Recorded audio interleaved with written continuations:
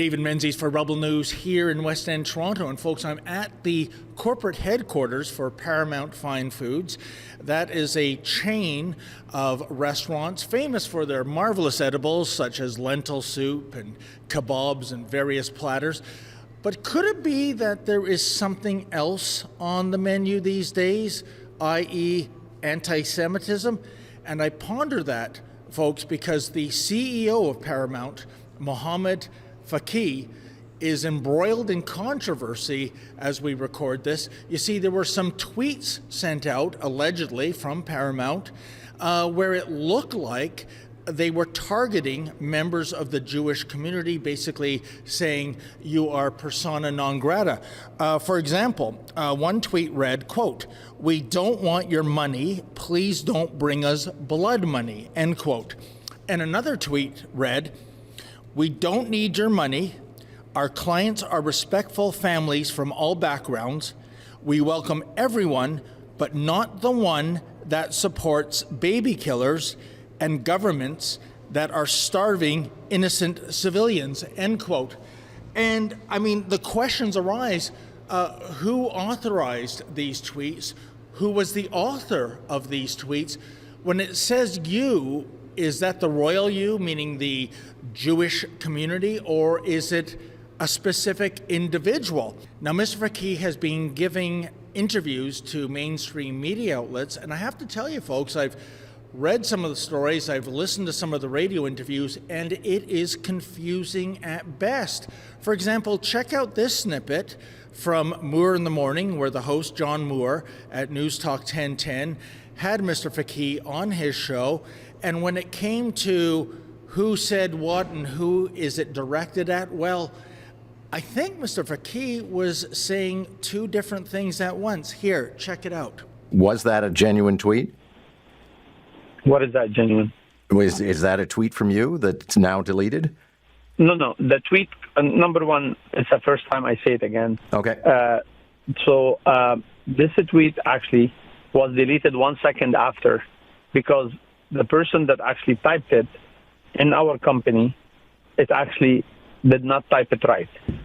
So it wasn't deleted for the content. It was deleted right after a second. And if you see the reply of that person say, you deleted the tweet, it was 3 seconds after it was posted. But I'm just quoting something that allegedly came from somebody in your company, and I'm trying to confirm whether or not it was written. What are you quoting about it? Can you read it again, please? Yeah. Because I didn't hear the name Israel or Jewish. Okay. We don't need your money. Our clients are respectful families from all backgrounds. To that person, right? Yeah. Okay, that's fine. Yeah, but because you're in trouble over these tweets, I think it's important we specify. Continue, please. Yeah, we welcome everyone, but not the one that supports baby killers and government that is starving innocent civilians. No. We said we welcome everyone from all backgrounds. Okay. In specific, from all backgrounds, right? And not the one. So why is that the Jewish community or Israel? So the question arises, folks, what story is it? Did Mr. Fakih send out that tweet in which he was targeting an individual as opposed to an entire community? Or was it another employee at Paramount? And if so, who is that person? And what's more, if there was nothing wrong in that tweet, well, why was it deleted? I am scratching my head about this. Now, I reached out to Mr. Fakih this morning. I talked to him very briefly. He promised to get right back to me. That was about 5 hours ago. It's been radio silence. Hello. Oh, hi. Is this Mr. Fakih? Speaking. Yes. Hi, Mr. Fakih. My name is David Menzies with Rebel News, and I'm just working on a story about your recent tweet. And I was wondering if you could answer some questions that I have. No, our statement is out. Everybody see it. I have a radio station interview as well. Oh, I heard that interview. Sorry, can I call you right back? Sorry, can I call you right back? Oh, sure. Do you have my number? I also texted him a list of 12 specific questions, and I have not heard anything in terms of answering that text. So my cameraman Avery and I, we're going to go up to the 6th floor and see if we can get Mr. Fakih on record, assuming he is here. and get his side of the story. Oh, hi, ma'am. We're just, my name's David Menzies. This is Avery. We're on the lookout for Mohamad Fakih. He's not in the office. He should be here shortly. Oh, okay. Are you looking to interview him? I am indeed, yes. He has a meeting at 4 p.m. Let me try reaching him. Sure.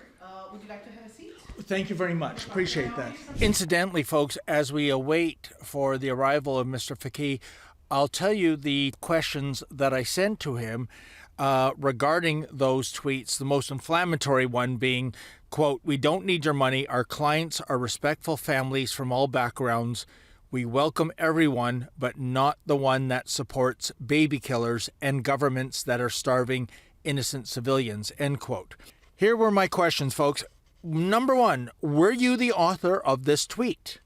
Number two, earlier today I heard you interviewed by John Moore on News Talk 1010, and you made the following statement. This tweet was deleted actually 1 second after because the person that actually typed it in our company did not type it right, end quote. If this is indeed a matter of fact, who authored this tweet and what was his motivation? Number three, many people say this tweet is directed at the Jewish community. Were Jews the intended audience? Number four, you have stated that the real audience was one person as opposed to the entire Jewish community. Is that accurate, and what is the name of that individual? Number five, having said that, I am somewhat confused. First, you said the tweet was not intended for the Jewish community, and then you said it wasn't even written by you. Which is it? Number six, if there was nothing anti-Semitic about the tweet, why was it deleted? 7, during the radio interview, you bemoaned cancel culture regarding the calls by some to boycott your restaurant chain. Yet, weren't you calling for the cancellation of Don Cherry for his allegedly controversial remarks on Coach's Corner back in 2019? Why do you seem to be a pro-free speech advocate now? 8, in the radio interview, you also claimed someone threatened to rape your daughter. Then you said the target of the rape was your wife. Who was the target, and have you contacted the police? 9, there are calls for you to surrender your Order of Canada. Do you plan to do so? 10, what is your opinion regarding the following organizations? Hamas, the Palestine Liberation Front, Palestinian Islamic Jihad, and the Popular Front for the Liberation of Palestine.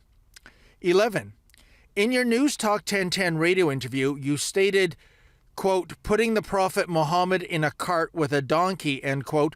What is the context of this statement? Is this perhaps in regard to an illustration someone sent you?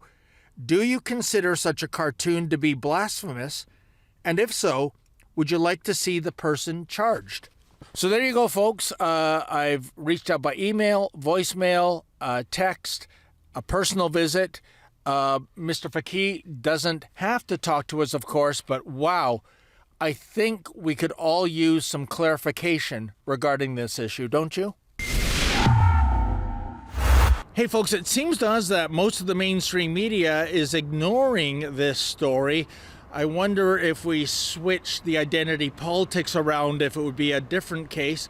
But regardless, that's why Avery and I have come right to Paramount's headquarters. We want to get the story for you. We want to tell you the other side of the story, but we need your help. Please, if you can, go to rebelfieldreports.com. That's rebelfieldreports.com.